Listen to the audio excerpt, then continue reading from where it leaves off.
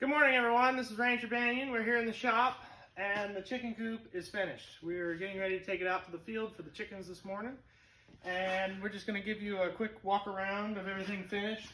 Right here, we have the outside door. There's a pull-out ramp that will go down like that for the chickens. We're going to be mounting our automatic door. Here is our feed box that we have to put feed in. That's going to be really nice to have for feed out in the pasture. And then we'll walk around here, and to show you the back, we got everything finalized inside. We got the roosting bars, the other ramp in there. We got the inside ramp and then the outside ramp that slides in there. And then the nesting boxes are complete.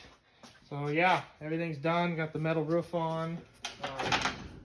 These guys here to hold the door. And yeah, it's ready for chickens, everyone. Also got the doors on this over here.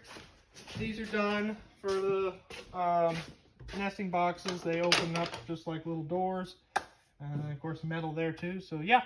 We'll be giving you another update here pretty soon on the chickens inside of it with the netting around them out in the pasture. So we'll see you on the next one. Appreciate it. We'll see you next time.